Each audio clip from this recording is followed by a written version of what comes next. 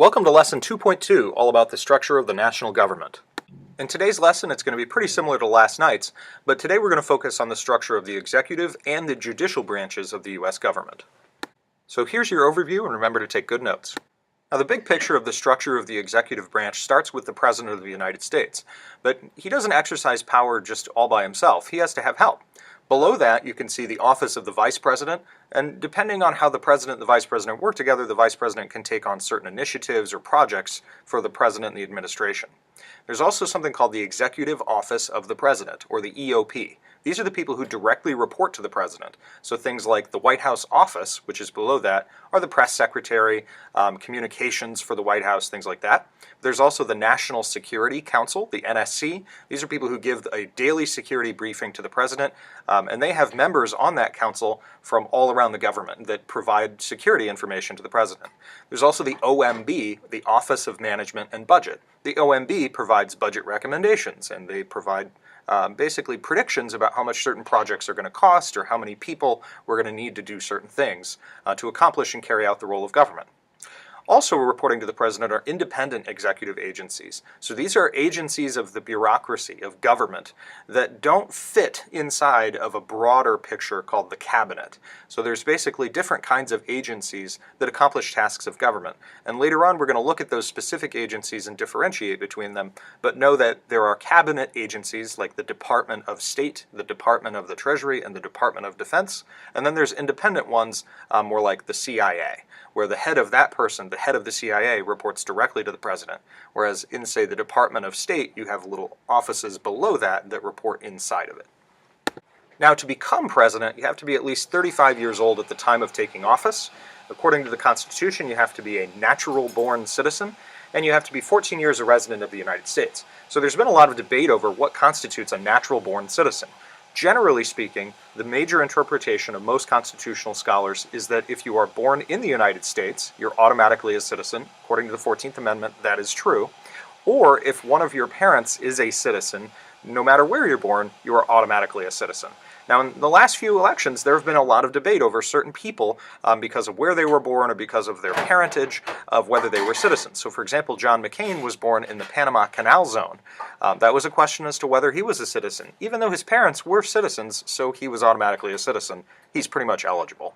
Ted Cruz was born in Canada to American citizens, so he would be eligible. Barack Obama was born in Hawaii, and so we would say he's automatically a citizen because he was born in the United States, but also one of his parents was an American citizen. But clearly, also Conan the Barbarian, played by Arnold Schwarzenegger, he was born in Austria, and so Arnold could never be President of the United States. His parents weren't citizens, and he was not born in the United States. The Vice President and other executive officials have no constitutional qualifications, term limits, or anything like that, but most people just kind of assume they're the same as the President. Now, as far as how the President is succeeded in office, the original Constitution didn't really spell out that the Vice President became the President. So the first time that we had a President die in office, the person who became Vice President claimed that he was the President, but a lot of people tried to insult him by calling him the acting President. We later had a constitutional amendment that clarified that, yes, the Vice President becomes the full and total President. So after the President, and if there is the President loses office, for example, the Vice President becomes President. But if there is no Vice President, or if that Vice President has died as well, the Speaker of the House is the new President. That person is elected separately from the two, the Vice President and the President, and the Speaker of the House is often from a different political party. So that's an interesting way that could happen. Now, it's never actually happened in real world. Below that, the Senate President pro tempore, which we learned about before, that person is the oldest serving member of the majority party. And then below that is the cabinet agency leaders by the order the cabinet was created. So it's chosen by the current president and confirmed by the Senate. We've never even gotten close to most of those, with the exception of David Rice Atchison, who is next door. There you can see his grave. Now we're going to switch gears a little bit and move over to the federal judicial branch. The judicial branch is also in levels. At the lowest level, doesn't mean they're less important, they handle most of the work actually, are the trial courts. These are the lowest level of trial courts in the system of the federal system. So if you break a federal law, for example, racketeering, or if you kill a federal police officer, federal bank robbery, for example, you would be tried in a U.S. district court. There are 94 of them. They are defined geographically all around the country, and there is one that meets here in the Eastern District of Missouri.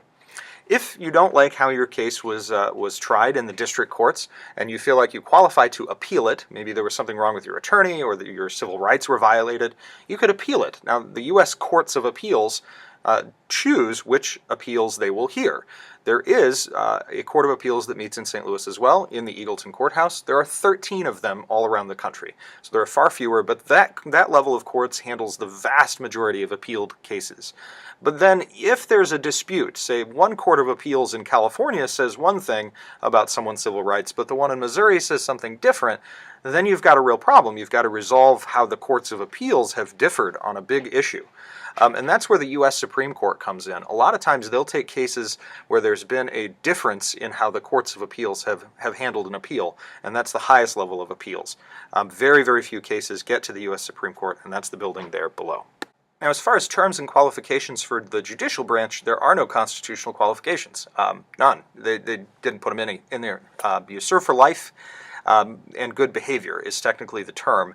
So you can be removed, just like the president could be removed from office, and we'll get into that later. You can also be impeached and removed by the Senate if you're a federal judge. So the most recent example there is Judge Thomas Porteous of Louisiana.